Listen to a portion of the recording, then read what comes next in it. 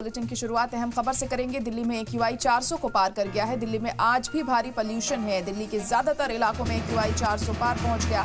चांदनी चौक में 455 दर्ज किया गया, बवाना में 440 दर्ज किया गया, IGI एयरपोर्ट पर 420 AQI दर्ज किया गया है। जहांगीरपुरी में AQI 405 दर्ज किया गया, वजीरपुर में AQI 422 दर्ज किया गया है, नजफगढ़ में AQI 409 दर्ज किया गया, पंजाबी बाग में 415, शादीपुर में 444, सोनिया विहार में 413 दर्ज किया गया है। तो बड़ी और अहम खबर इस वक्त आपको बता रहे हैं कि AQI में लगातार इजाफा हो रहा है और हर दिन इसमें हमें बढ़ोतरी देखने को मिल रही है। दिल्ली की हवा जहरीली होती जा रही है और आज एक बार फिर AQI में हमें बढ़ोतरी देखने को मिली है। तमाम इलाकों में AQI 400 को पार कर गया है, जिससे सांस लेने में लोगों को परेशानी हो रही है, आने जाने में भी दिक्कतें पेश आ रही हैं, क्योंकि इस AQI की वजह से जो पोल्यूशन है वो बहुत ज्यादा बढ़ गया है और कोहरे के साथ मिलकर पूरी तरह से धुंध की चादर हर जगह हमें दिखाई दे रही है।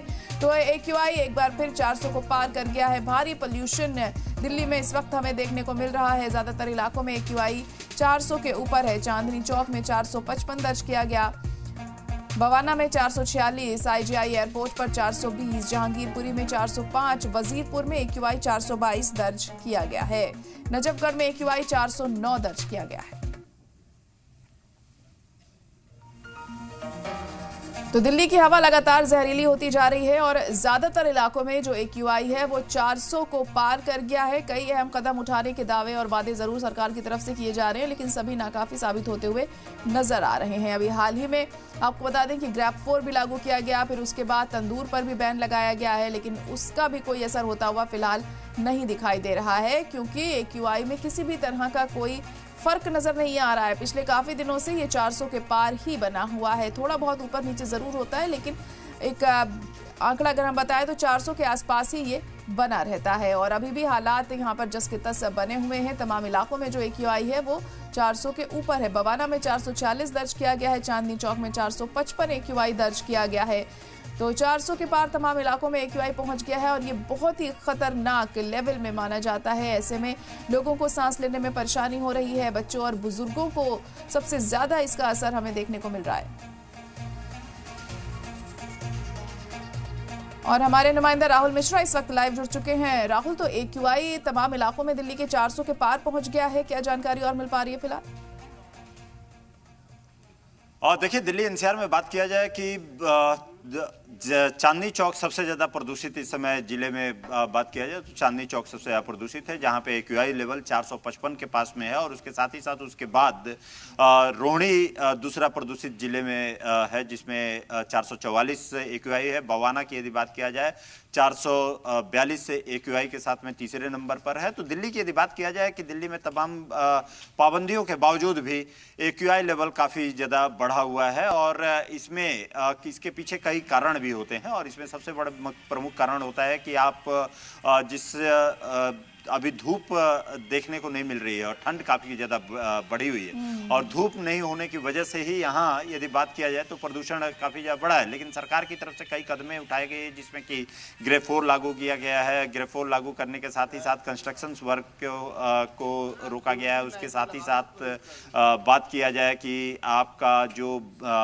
गाड़ियां हैं उन गाड़ियों को रोका गया है, जिसमें BS 4 के जो ऊपर की गाड़ियां, जो नीचे की गाड़ियां BS 6 के तक की गाड़ियों को ही केवल दिल्ली में एंट्री का इजाज़त यहां पर दी गई है।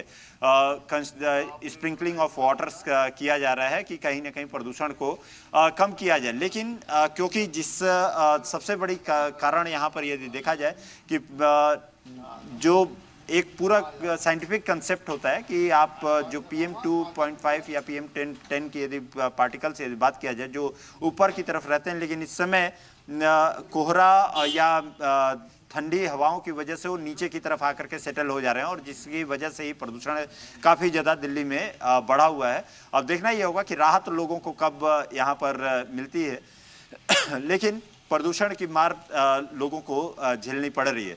प्रदूषण के साथ ही साथ यदि बात किया जाए दिल्ली NCR में ठंड की भी मार झेलनी पड़ रही है लोगों को। और मौसम विभाग के अनुसार यदि 7 दिन का भविष्यवाणी देखी जाए, 20 तारीख से लेकर के और 25 तारीख तक की भविष्यवाणी देखी जाए, तो मौसम विभाग का कहना है कि अधिकतम तापमान 16 से 17 डिग्री सेल्सियस तक रह सकता है और न्यूनतम तापमान 10 डिग्री सेल्सियस तक जा सकता है। और इसके पीछे पश्चिमी विक्षोभ है। और आपको मैं, क्योंकि विजुअली दिखाना भी जरूरी होगा कि ठंड की वजह से लोग कहीं ना कहीं अब राहत पाने के लिए आग जला करके और कोशिश कर रहे हैं कि बचा जाए। और जिस तरीके से अभी इस समय दिल्ली में बात करके भी जानने की कोशिश करिए कि कितनी ज्यादा ठंड बढ़ गई है और पोल्यूशन भी इतना ज्यादा बढ़ गया है, तो कैसी दिक्कतें इनके सामने पेश आ रही हैं अब? जरूर इन लोगों से ही बात करते हैं, इन लोगों से ही पूछते हैं कि आखिर में ठंड इतनी ज्यादा बढ़ गई है। ये बताइए, ठंड से तो मैं देख रहा हूँ कि बचने की कोशिश तो कर ही रहे हैं, ठंड तो बढ़ी गई है, प्रदूषण भी काफी ज्यादा बढ़ा हुआ है, कैसे बचने की कोशिश कर रहे हैं? देखिए, बहुत सारी चीज़ों की ज़रूरत है। ठंड से बचना बहुत ज़रूरी है क्योंकि ये मौसम इन दिनों ही बारिश हो रही है, सारा रहता है। अब ये देखो, प्रदूषण जिस प्रकार पूरी दिल्ली को ख़राब कर रखा है, अब कोशिश कर रही है, सरकारें भी अपना काम कर रही हैं, हम भी अपना कोशिश कर रहे हैं कि घर में रहें, पैक रहें। और जितनी प्रकार ठंड बढ़ रही है तो हमने अलाप लगा रखा है, हम सब लोग गली मोहल्ले के लोग आराम से थोड़ी देर के लिए बैठ जाते हैं। और मौसम ऐसा है, इसका पता ही नहीं चल रहा कि धूप आएगी कि नहीं आएगी। धूप होती है तो वरना गली में हम सारे लोग इकट्ठे बैठे होते हैं।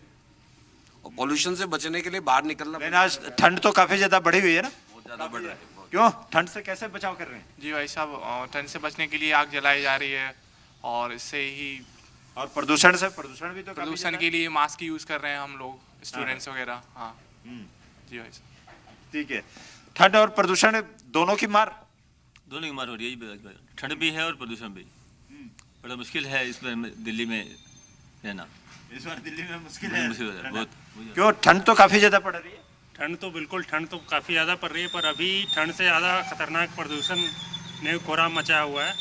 तो अभी मेरा यही मानना है कि सरकार ने जो नियम लागू किए हैं उनका पालन करें, अपने घरों में रहें, कम से कम निकलें, मास्क का प्रयोग करें। इन सब करके हम ठंड से और प्रदूषण से बच सकते हैं। प्रदूषण से बचने के लिए कोशिश लोगों की तरफ से की जा रही है। क्यों, कैसे बिल्कुल बचाव कर रहे हैं अपने आप को? बचाओ जैकेट और जो अलाव है ये है, और कुछ गर्म खाने, गजक, मूंगफली, ये सब का सेवन कर रहे हैं। और ये लग रहा है कि ठंड और बढ़ेगी तो हम लोग आगे से प्रिपेयर भी कर रहे हैं कि भाई कहीं या तो गर्म जगह जाना चाहिए या नया साल भी आ रहा है तो उससे राहत मिलेगी हमें थोड़ा। उम्मीद लोगों की तरफ से जरूर की जा रही है कि ठंड और प्रदूषण दोनों की जो मार, दोहरा मार देखने को मिल रही है, उससे कहीं बचा जाए। लेकिन दर्शकों को एक चीज जरूर बता दिया है कि जो मौसम विभाग की तरफ से जो अनुमान लगाया गया है कि 20 तारीख से लेकर के 25 तारीख तक मौसम काफी ज्यादा खराब रह सकता है और जिसमें सबसे ज्यादा है ठंड की मार झेल सकता है और उसके साथ ही कोहरे की भी मार हो सकती है और कोहरा भी पड़ सकता है। आज हालांकि यदि बात किया जाए तो आज कोहरा नहीं है। कल आपने शनिवार के दिन आपने देखा होगा कि कल जिस तरीके से कोहरा था, दिन भर कोहरा छाया हुआ था, लेकिन आज कोहरा नहीं है। लेकिन मौसम विभाग की तरफ से ये बात जरूर कही गई है कि आने वाले जो 25 तारीख तक कोहरा रहेगा। दिल्ली एनसीआर के इलाकों में सब डेंस फॉग देखने को मिल सकता है। तो तिहरी मार यदि कहा जाए कि लोगों को झेलनी पड़ सकती है। जी राहुल, जिस तरीके से दिल्ली सरकार की तरफ से तमाम कवायद की जा रही है, ग्रैब 4 भी लागू किया गया है, तंदूर पर भी बैन लगा दिया गया है, कई और कदम भी उठाए जा रहे हैं, तो इसका कोई खास असर होता हुआ नहीं दिख रहा है क्योंकि AQI जिसका तस यहाँ पर बढ़ने में ही है। देखिए, तमाम कोशिशें की गई है, सरकार की तरफ से कोशिश की गई है। ग्रैब 4 लागू है और ग्रैब 4 यदि जब लागू होता है तो तमाम पाबंदियां, तमाम बंदिशें लगा दी जाती है, जिसमें कि खास तौर पे बात किया जाए जैसे कंस्ट्रक्शन वर्क है, कंस्ट्रक्शन वर्क के ऊपर रोक लगा देना। और आपने कल देखा भी होगा जब खुद मनजिंदर सिंह सिरसा जो पर्यावरण मंत्री हैं, उनकी तरफ से कहा गया कि यदि कंस्ट्रक्शन करता हुआ कोई भी पाया जाता है तो वहाँ के JEA के ऊपर सीधे तौर पर कार्रवाई की जाएगी। और इसके साथ ही साथ अब ये इंतजार करना होगा कि आखिर में ये तमाम कोशिशें सरकार की तरफ से की जा रही है, लेकिन इसका असर ग्राउंड पर कब देखने को मिलेगा और किस तरीके से इसका असर मिलेगा, लेकिन प्रदूषण के कई कारण होते हैं, जिसमें कि एक अकेला कारण आपका यदि बात किया जाए तो कंस्ट्रक्शन वर्क ही नहीं है।